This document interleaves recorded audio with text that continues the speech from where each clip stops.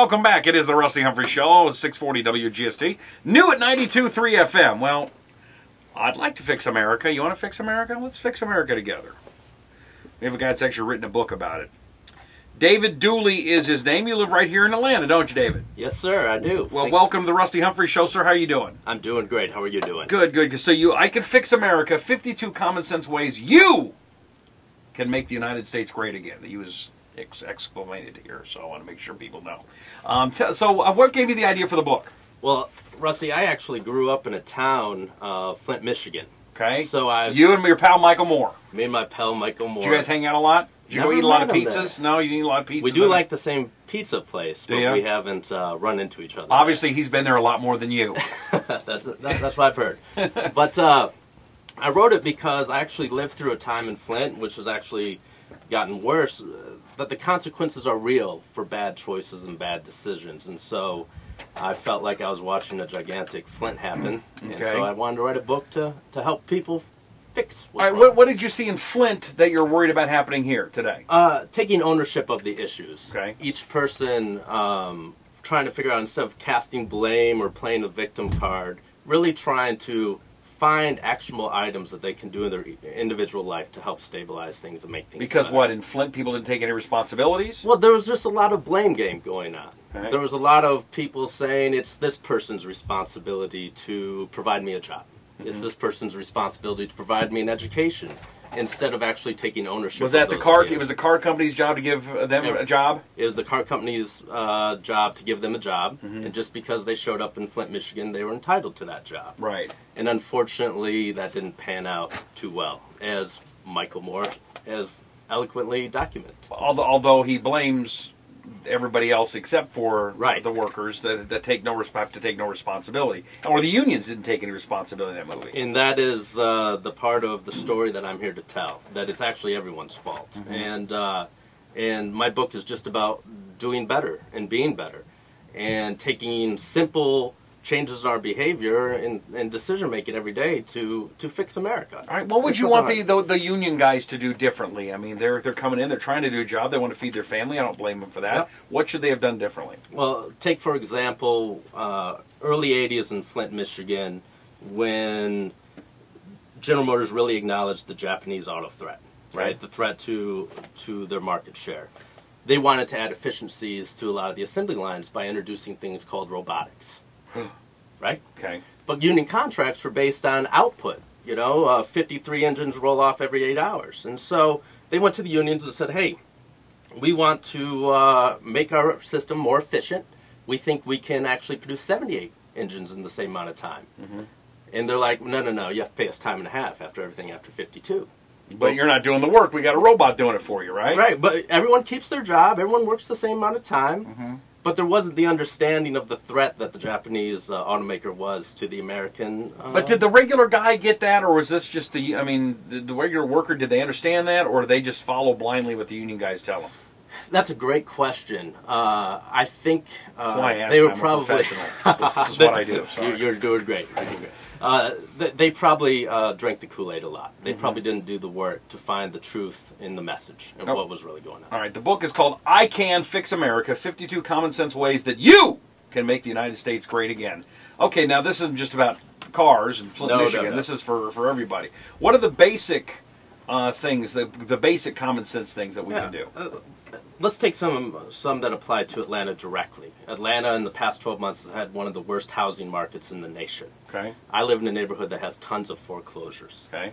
And so what I want to do, and in my neighborhood this is what I do, when I see a foreclosure that a bank doesn't take care of, I go mow the yard. No, you don't. Come on. You just made that up. I've even got pictures. Oh, come on. Hey, everybody, I got an idea. Let's go mow the lawn of that closed house. Really? Absolutely. But this is the All right, you're a better man than me. All right, I said that I could probably do 30, not 52 of them. There's one I'm out. Well, you can pass on that one. I wouldn't even mow my own lawn. That's why I get a company to do that. So. Well, you can actually pay that company to maybe do it. Then you get it done. Okay, there's another thing I'm not going to do. But okay, you really do that. Absolutely. Wow. Why? Because it will help stabilize my own property value. If that house doesn't sell for bare market pricing, if I can make it have a better curb appeal, get a couple $1,000 more, it helps stabilize my home home value. And then the next thing, you don't do anything, somebody throws a rock in it, and pretty soon it's a crack house, right? Exactly right. And I live in the neighborhood. I'm taking ownership of the way the neighborhood works, which I think we need to take ownership of our problems. Although, if you allow it to be a crack house, you can score some sweet deals there. Just an idea. It depends on how my book sells. Okay. So. You might need it if it doesn't go well. No, I'm kidding. David Duley is here on the Rusty Humphries Show. I Can Fix America. Okay, so that's one you do. You mow the lawn. Give me another good one. Okay. See if I'll do them. Okay, this is a good one. I know you'll love to do this because you want to help education. How about in the Atlanta school system, which has been riddled with turmoil probably in the past year? Would that be a fair statement? Yes. Okay. But not just here, though. It's everywhere. It's right? everywhere. It's everywhere. And so we always complain about the educational system, but what are we going to do about it, even if we don't have a child in the school? So let's walk. Bitch and moan. Yeah, exactly. So instead of that option, let's go and walk down to the school and ask the school principal, hey, can I adopt a teacher to make sure that they have the resources to do their job? My brother's a teacher in Michigan, and he has to pay for all sorts of school supplies. I think that's a great idea, but first what we should do is put the teachers' pictures online. And then if there's some really hot ones, then I will go and adopt a number of them just because I want to help. Well, I figured out a way that I can make a difference. Hotforteacher.com. There you go. It's just an idea. But no, now would the schools, would the principals think, oh, he's trying to do what I just suggested? Are they, worried about nefarious things going on? Well, I think we can't live in a world without risk, right? There's always some bad people out there, but I think people are generally good intentioned, and so I think you can go down there, offer your services, say, hey, I'm here to help financially or with my time to help the children excel. And actually, in my book, I said if the principal denies that request, try to figure out a way to do it anyways. Pull the teacher aside and say, hey, can I help you out? Come here. Hey. Come here. I can commit to live my life without credit card debt. Is that big of a deal still? Yeah, it's a pretty big deal. I mean, because I know a couple years ago they cut everybody's credit limit. But from what I was just reading, credit card debt is actually ratcheting up again. I think they call it recharging. Really? Well, that's not very nice. That's not good. And so we have maybe optimism in consumer spending, but we don't talk a lot about the debt.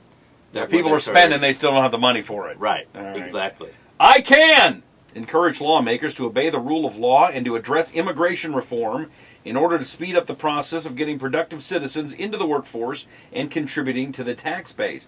But unfortunately, we have a lot of lawmakers that don't want to obey the rule of law, including the President of the United States. There are a lot of examples of that out there. And so parts of my book, very few parts, but that being one of them, is just participating in understanding the role of government. How can we influence common sense solutions to some of our major problems? Some of them, certainly government has a role, and immigration is one of those. And we need to participate. We need to encourage them to start making the tough choices to try to figure out a way to get the immigration issue resolved. And one way you can do it is by doing number 19. I can vote in every election prior to voting. Now, see, this is the important part here. Yes. Because the Democrats want that. I can vote in every election, period. That's right. But now I want to continue, right, this is what it should be more of.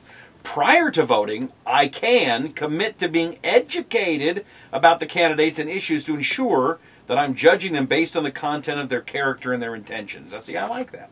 Yeah. And I still believe that we should have a thing. Well, here's my idea for voting. Tell me what you think. See if this is something we can do. I think if we can have an ATM machine in every convenience store around the world, we make voting booths like ATM machines. You put in your card, you type in your PIN number, but then 10 random questions.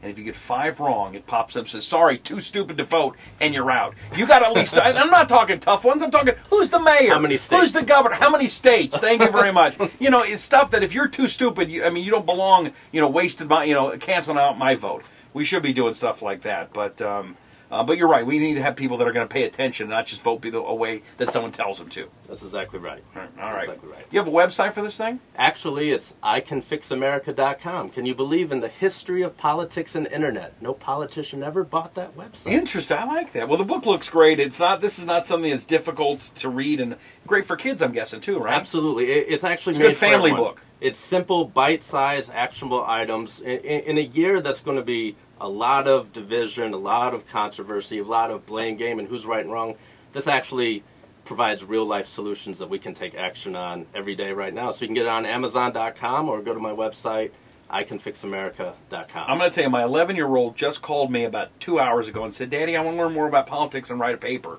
And this is something we're going to read this together because it's a great book. Well, thank you. I hope all your listeners do the same. David Duley is his name. Again, iCanFixAmerica.com or Amazon.com. Go get the book. It looks like a great one. Thank you, David. I appreciate it. It's great being here with you.